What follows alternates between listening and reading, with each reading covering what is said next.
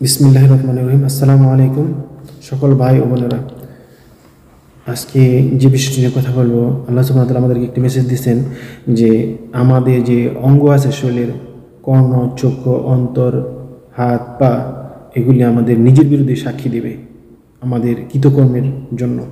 অতএব আমরা যদি এই ব্যাপারে সতর্ক থাকি, আমরা যদি এই ব্যাপারে আজকে কোরআন থেকে দেখি, প্রথমে 17 নম্বর সূরা ইসরা 36 নম্বর আয়াতে আল্লাহ সুবহানাহু ওয়া তাআলা আমাদেরকে জানিয়েছেন, ওয়ালা তাকফু মা লাইসা লাকা বিহি ইলমুন ইন্নাস সামা ওয়াল বাশারা ওয়াল ফুআদা কুল্লু উলাইকা কানা আনহু মাসুলা। আল্লাহ বলছেন, দেখো, যে বিষয়ে তোমাদের জ্ঞান নাই তার পিছনে পড়ে থাকো না এবং কি তার অনুসরণও করো না। তোমাদেরকে কর্ণ দিছি, কান দিছি, চোখ দিছি, অন্তর দিছি, এগুলি উপলব্ধি করো। কর্ণ দিছি শোনার জন্য, কান দিছি শোনার জন্য, চোখ দিছি দেখার জন্য, অন্তর দিছি উপলব্ধি করার জন্য। অতএব তোমার যে বিষয়ে জ্ঞান নাই এর বিষয়ে পড়ে থাকো না। একটা স্টেট ফরওয়ার্ড কথা বলে দিয়েছেন যে আল্লাহ যে আমাদেরকে যে কোরআনের যে এটা আমাদের এভিডেন্স, প্রমাণ, সার্টিফিকেট একদম আল্লাহর পক্ষ থেকে, রাসূলের পবিত্র মুখের বাণী, এটার প্রতি অনুসরণ করতে বলছেন, এই জ্ঞানটাই নিতে বলছেন। আদারওয়াইজ অন্য কোনো জ্ঞান আমাদের জানা নাই যে ওটা আল্লাহর পক্ষ থেকে আসছে, হয়তো আল্লাহর রেফারেন্স দিচ্ছে আল্লাহর পক্ষ থেকে, কিন্তু আল্লাহর পক্ষ থেকে নাও আসতে পারে বা মিলতে পারে। 10টা কথা ভালো থাকতে পারে, কিন্তু দেখা গেছে 2টা কথা খারাপ, তখন ওই 2টা কথার জন্য আমাদের জাহান্নামে যেতে হবে। অতএব আমরা যদি কোরআনের কাছে আসি ডাইরেক্ট সরাসরি, আমি হিন্দি যা পাবো খাঁটি একদম অরিজিনাল কথা, এই থেকে উপদেশ নিলে আমরা উপকৃত হবো। আল্লাহ বলছে, যে বিষয়ে তোমাদের জ্ঞান নেই তার কাছেও তোমরা যাও না। আমরা সতর্ক থাকবো এই ব্যাপারে। আমরা যদি দেখি 36 নম্বর সূরা ইয়াসিন 65 নম্বর আয়াতে আল্লাহ সুবহানাহু ওয়া তাআলা বলছেন, আল-ইয়াওমা নাখতিমু আলা আফওয়াহিহিম ওয়া তুকাল্লিমুনা আইদিহিম ওয়া তাশহাদু আরজুলুহুম বিমা কানু ইয়াকসিবুন। আল্লাহ বলছেন, দেখো, আমি যারা অপরাধী হবে সেদিন এই অপরাধীদের মুখে কষ্টেপ লাগাই দিবে যাতে কথা না বলতে পারে।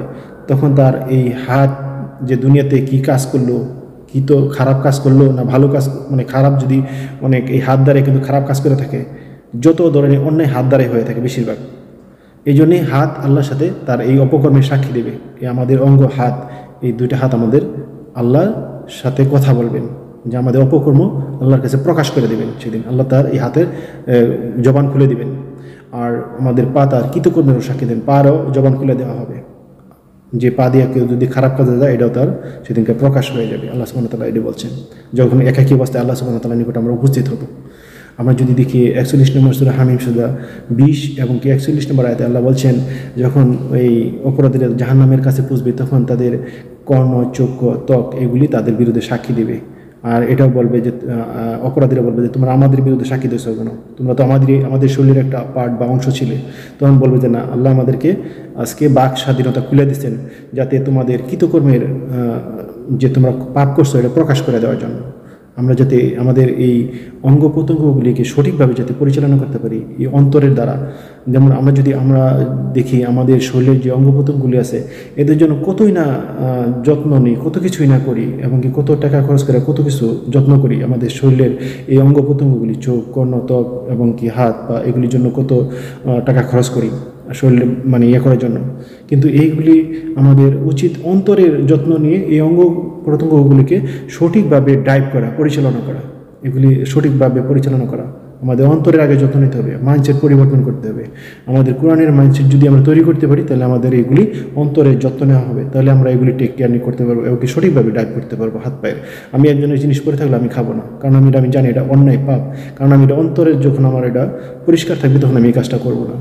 এই জন্যই হাত পা, কর্ণ, চক্ষু, অন্তর, ত্বক এগুলির যত্নের চাইতে অন্তরের যে রোগ ব্যাধি এটার মানে বেশি যত্ন নেওয়া উচিত আমাদের প্রত্যেকের। আমরা যদি দেখি 66 নম্বর সূরা মুল্ক 23 এবং 24 নম্বর আয়াতে আল্লাহ সুবহানাহু ওয়া তাআলা বলছেন, কুল হুয়াল্লাযী আনশায়াকুম ওয়া জাল্লা লাকুমুস সামা ওয়াল আবসারা ওয়াল আফিদাতা কালিলাম মা তাশকুরুন কুল হুয়াল্লাযী জাররাকুম ফিল আরদি ওয়া ইলাইহি তুশারুন। 66 নম্বর সূরা মুল্ক 23 এবং 24 নম্বর আয়াতে আল্লাহ সুবহানাহু ওয়া তাআলা বলছেন যে তোমাদেরকে চক্ষু, কর্ণ, অন্তর 3টা জিনিস দিছি। এই 3টা যার আছে তা একজন বিবেক ব্যক্তিমান সম্পন্ন তিনটা জিনিস যার আছে।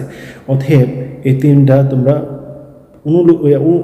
অনুতপ্ত হও, এবং কি আমরা যে তোমাকে রিজিক দিছি তার জন্য কৃতজ্ঞতা, অল্পতি তোমরা সন্তুষ্ট হও, সুক্রিয়া প্রকাশ করো। আল্লাহ সুবহানাহু ওয়া তাআলা আমাদের বলছেন যে তোমরা সুক্রিয়া প্রকাশ করো। তোমাদের একে পৃথিবীতে আমি বিস্তৃতভাবে ছড়ায় ছিটিয়ে বিভিন্ন জায়গায় তোমাদেরকে দিয়ে দিছি। এখন তোমাদেরকে মৃত্যুর পরে আবার একত্রিত করবো। আল্লাহ সুবহানাহু ওয়া তাআলা এই মেসেজটি আমাদেরকে জানিয়েছেন। অতএব আমরা যে আল্লাহ সুবহানাহু ওয়া তাআলা আমাদেরকে যে রিজিক দিয়েছেন তাতে আমাদেরকে কৃতজ্ঞতা প্রকাশ করতে বলছেন। আমরা যদি দেখি 28 নম্বর সূরা কসস 24 নম্বর আয়াতে, রব্বি ইন্নী লিমা আনজালতা ইলাইয়া মিন খাইরিন ফাকির। আমি বলছি, হে আমার পালনকর্তা, আমার প্রতি যে অনুগ্রহ করেছেন, যে রিজিক দিয়েছেন, আমি তারই মুখাপেক্ষী, যে অনুগ্রহ করবেন, দয়া করবেন আমার প্রতি, যে আমাকে অর্থ দিবেন তারই মুখাপেক্ষী এবং কি কাঙ্গাল। আমরা এরকম কৃতজ্ঞতা প্রকাশ করবো আল্লাহ সুবহানাহু ওয়া তাআলার নিকট, অল্পতে সন্তুষ্ট হবো। তাহলে আল্লাহ আমাদেরকে পরকালে আমাদের যদি আমরা অল্পতেই সন্তুষ্ট হই, আল্লাহ সুবহানাহু ওয়া তাআলা আমাদের যে রিজিক দ্বিগুণ করে দেবেন। 14 নম্বর সূরা ইব্রাহিম 7 নম্বর আয়াত সম্ভবত আল্লাহ সুবহানাহু ওয়া তাআলা এই কথাই বলছেন। আল্লাহ আমাদেরকে সকলকেই যাতে আল্লাহ সুবহানাহু ওয়া তাআলার নিয়ামতের কৃতজ্ঞতা প্রকাশ করতে পারি, আল্লাহ আমাদেরকে সকলকেই তৌফিক দান করুক। আসসালামু আলাইকুম রাহমাতুল্লাহি ওয়া বারাকাতুহু।